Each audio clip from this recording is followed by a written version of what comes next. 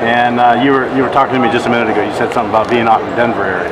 Yeah, being out in Denver, training, did my high altitude training. I got to work with some of the Broncos and my trainer, Lauren Lando, so that was pretty cool. It was pretty neat to get away. So what's it like, going from, like, say, so many feet above sea level up to 5,200 feet above? Well, I tell you what, it was really beneficial. I mean, I can't, coming down here and warming up and running, I really could tell the difference as far as how the altitude was and how it affected me, how my running was, because I can keep going. My body's trained to it now, adjusted. So it was a great adjustment. I was worried at first, time difference and how would my body take it, but it was awesome ultimately. How are you feeling about your chances of getting drafted? It's in God's hands now. My preparation, I think, was the best that it could possibly been. And now it's not in my hands, it's out of mine. If a team wants to take me, they'll take me. If not, all I need is a foot in the door. You know what I mean? How do you feel like you performed today? I think I did pretty well. There's always room for improvement, always.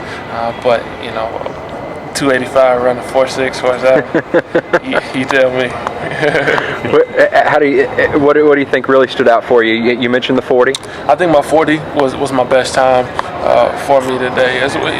Being able to go out there and show the scouts how I can move, how I can bend, because there's a question mark obviously with missing time for injuries. Everybody wants to know, is he healthy? Can he move? Can he run? Can he bend? Is he back all the way? So I think I went out there and I did everything to the best of my power.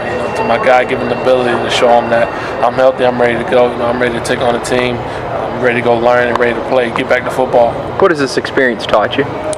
It's taught me how to be humble, because you don't know where you're going to go. You don't know who you are unless you're a certified first rounder. So you have to just work, put your head down and work, and then you come up for air when somebody tells you to, which would be a team on draft day. And until then, you continue to work, and when you get drafted, or if you're not drafted, you get to a team, you just keep working. So that's what I've learned now. It's a business, and you won't make it being arrogant. You won't make it being cocky. You humble yourself. You do everything you're supposed to do, and everything else will take care of itself. We've known you to be extremely positive over the years. You've gone through some adversity recently. How do you feel like you've come out of that? How do you feel like? Well, you just learn from it and move forward, really. I said in my apology, I'm already joining the MAD movement, Mothers Against Drunk Driving, and I've also spoken to 5 schools while I was out in Denver about choices, and I'm more than willing to speak to anybody and everybody anywhere in this city about choices to young kids, so that they don't end up in the position that I'm in. I've learned. I really have learned, and I'm a better person because of it. I've grown closer in my relationship with my faith and my family, so it's going to be there. It's just how you respond to it is what makes you who you are. What workouts are coming up next? I have no idea. I mean, that's the tough part about it. Right. You don't know. I just have to play the weight. No spring break for me. Right. No trips, no traveling. I have to be here on call at all times to be ready for a team. So keep your fingers crossed. Hopefully there'll be a couple. Any idea what you're going to be doing on draft day? On draft day, I'm actually trying to go to my parents' lake. Just to go get away or go golfing.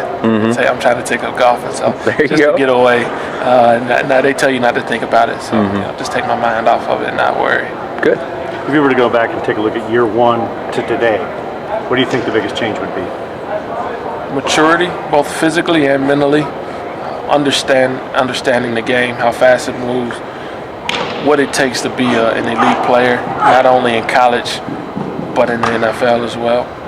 I haven't figured that out yet, but I have an idea because I've talked with people. And when I got on campus, I thought it was going to come natural, and I thought it was going to come easy. And now I realize that you have to work to be the best, and because of that, that's all I know how to do now. Just work to be the best. When you had a chance to talk and work out with some of the leaguers out there, who stands out to you as an inspiration? Well, the biggest inspiration, obviously, with everybody else is Tim Tebow. I mean, I worked out with him every day for about 6 weeks, and it was awesome to see him. He punctured his rib and fractured 2 lungs on Saturday and was back on Tuesday working out. So, I mean, it was unbelievable to me. His work ethic, he pushed me. Your feet can't go any faster than that. You can't run a little faster. I know you can go. I know you can be stronger than that. So, when you see that and you see what he does behind the scenes, off the cameras, it's unbelievable, and it just drives me to be a Christian athlete just like him, and to continue to do things in my community and do things for whatever organization decides to take me. Did you get a chance to see Elvis out there? I didn't get a chance. We crossed paths a couple times. I would just go somewhere and he would just be leaving, but didn't get a chance. But hopefully I'll run into him. Still a big inspiration to me.